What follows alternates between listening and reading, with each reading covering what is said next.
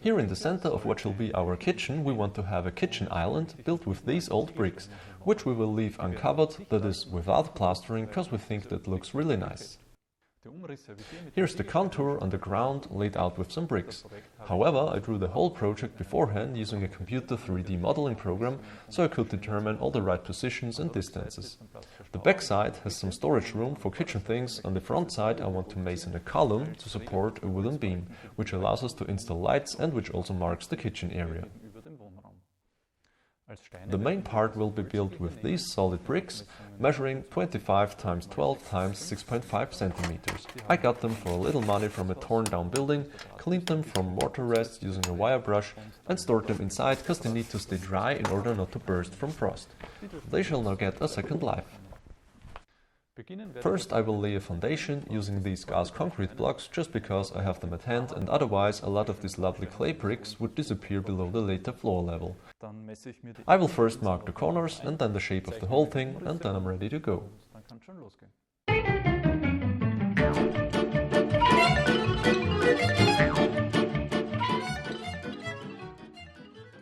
This is status quo. I drew a contour a second time a bit further away, so that I can find the lines after applying the mortar in a moment.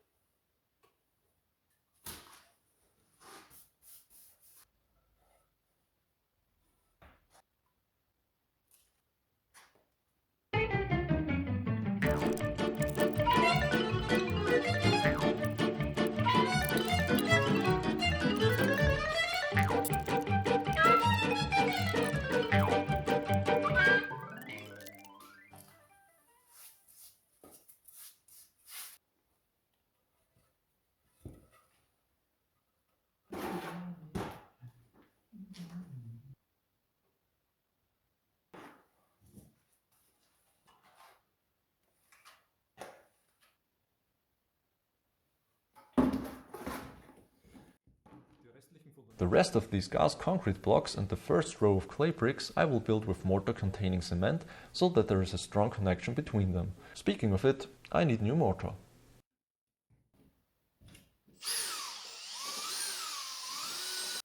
Best thing is that I'm not doing a building here, so I don't have to go crazy about statics.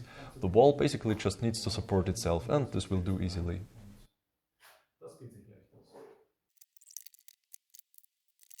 As soon as thick bed mortar is used above the foundation, it will also be easy to level out everything, so there's not much to worry about yet.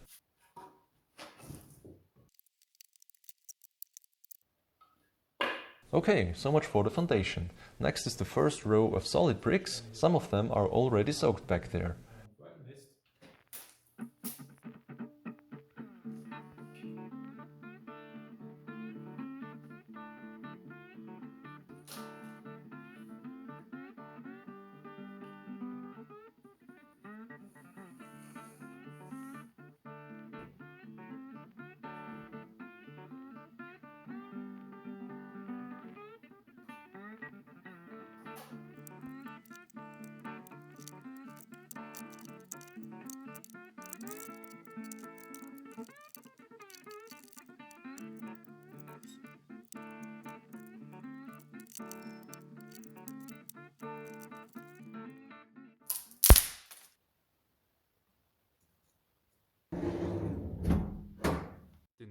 The leftover thin bed mortar was used as an icing on the foundation cake, but today it's about bricking up.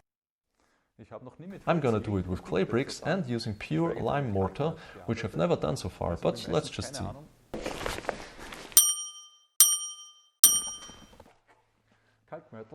Lime mortar is not that easy to just buy, but it's simple to make yourself. You need hydrated or slaked lime, sand, and of course water. The ratio of sand and lime should be about 3 to 1, and then adding roughly another part of water to get a creamy texture. As for the sand, I found a lot of different advice depending on the region and its geological and historical circumstances. This here is now normal building sand with grain sizes of 0 to 4 mm. Not suited is for example play sand, cause this is missing the loam, which is needed though for proper bonding.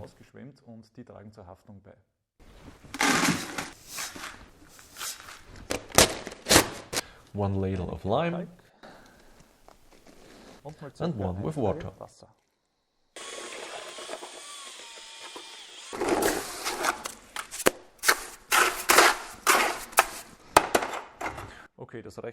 Okay, that's for a few bricks at best, but it's only the first attempt. Let's see how it's going. Always keep those clay bricks moist. Not yet used bricks should be soaked for a few minutes or until there are no bubbles raising from them anymore. Here's how I planned walling up. This cross joint down there can unfortunately not be avoided anymore. From the second row on, which is the first one that will be seen, it's okay.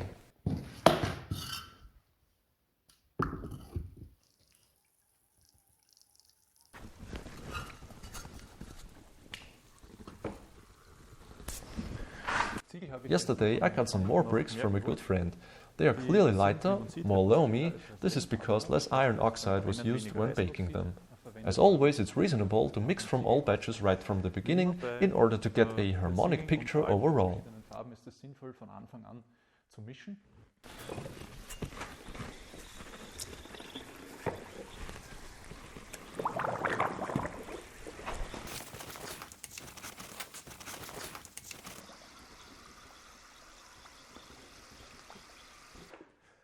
This lime mortar is really relaxing.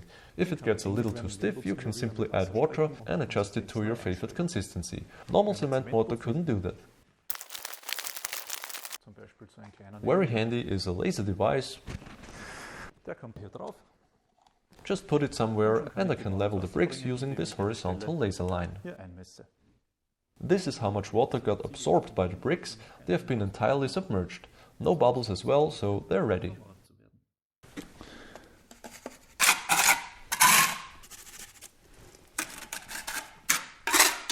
There's no need to get everything perfect by now, because the mortar stays flexible up until half a year. This is perfect for masoning exposed brick walls like this, because you don't need to be quick with doing the cosmetics. Allegedly there are castles with still not hardened mortar inside its walls.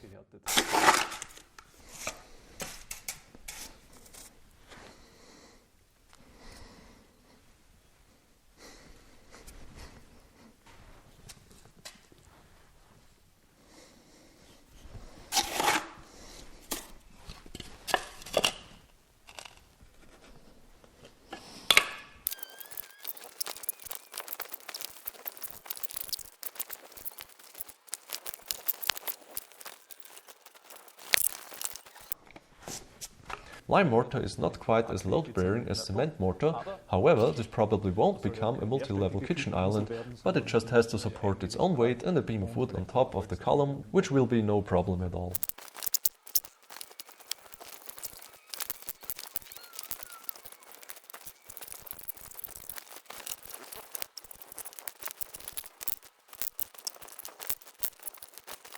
Lime mortar is not just better for the global climate, but also for the indoor climate, because it can absorb a lot of vapor from the air and act moisture controlling.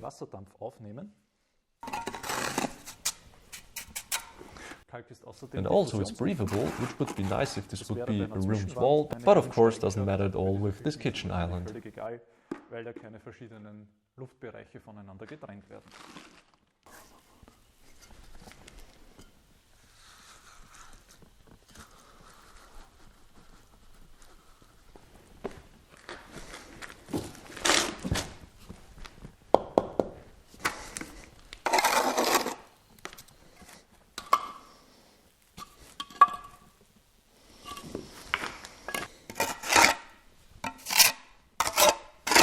Furthermore, lime mortar stays flexible for a long time and you can easily keep leftover mortar. Simply cover with water or keep somehow airtight. This saves a lot of stress processing it.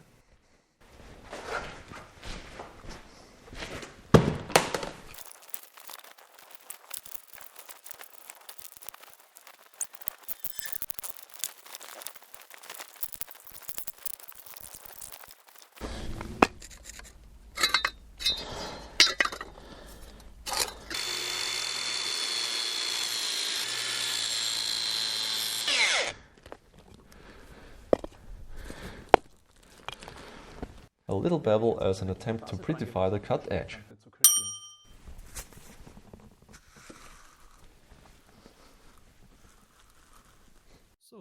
Okay, everything worked out well so far. Now it's just about doing the same thing for about 10 more rows. Of course, I will make sure to always lay a new brick on the joint of the two below in order to avoid cross joints.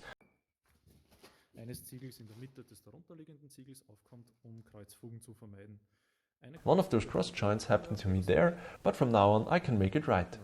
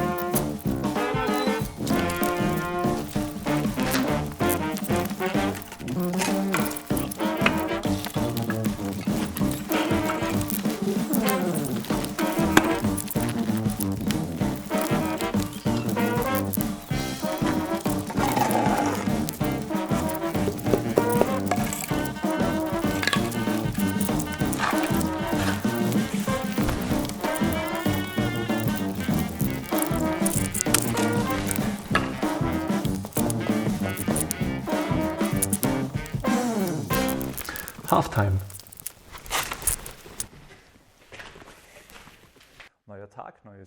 New day, new fortune. For a 95 cm high tabletop I calculated about 12 rows of bricks, so I need that much again.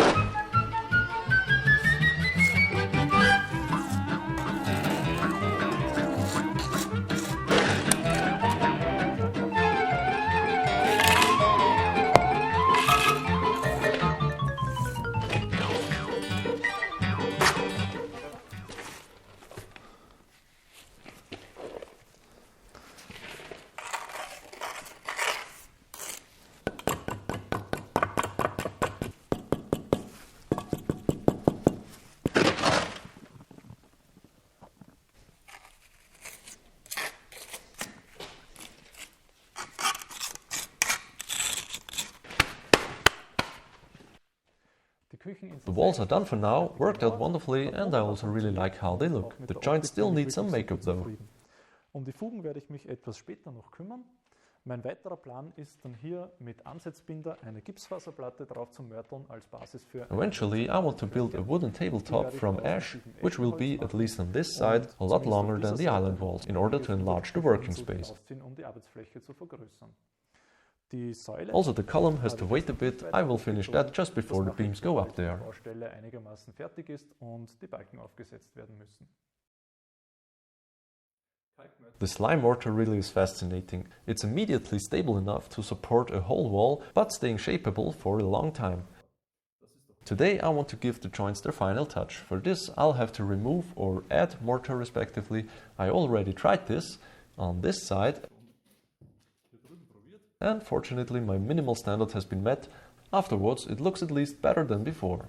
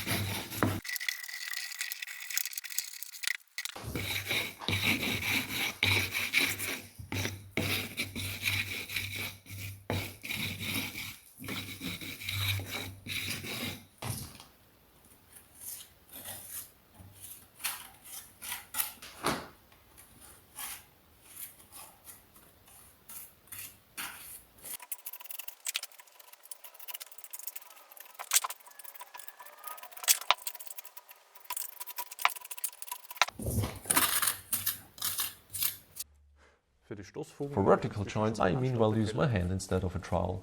It's less mess.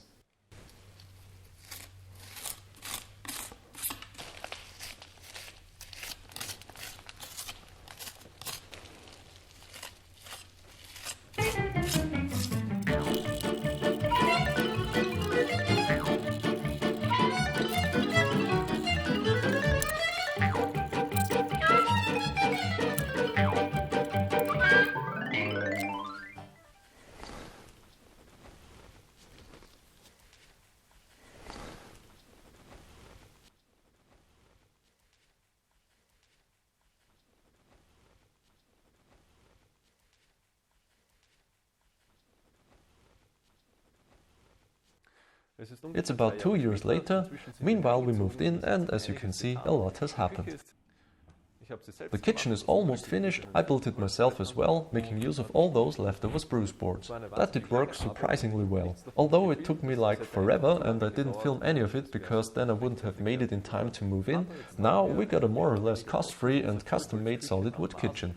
So far everything works perfectly, though not everything is finished yet. Right now I'm at finishing all the drawers, which I make from solid wood as well. The floor is kind of special too. It's a dry build-up using wooden beams because that's eco-friendly, more comfortable to walk on than a concrete subfloor, and it can more easily be done yourself. The kitchen island is entirely finished and has stood the test of time. Also, the column is now completed and supports this beam for some additional space for the lights and for optical appearance. This tabletop I basically made in the same way as the stair treads from solid ash wood, which by the way can be seen in another video. It's really heavy but is well supported by the bricks beneath and expands the working space on top considerably. Then there were just a few little things left, like mounting these tiles as a skirting board. So this project's done. We're really happy with how the kitchen island came out. It's stable, looks great and has the perfect size and height for working. Moreover, building it was cheap, a lot of fun and greatly extending my knowledge about masoning. So working with lime mortar has many benefits and I can totally recommend it. So that's it for this video. Thanks for watching. Ciao!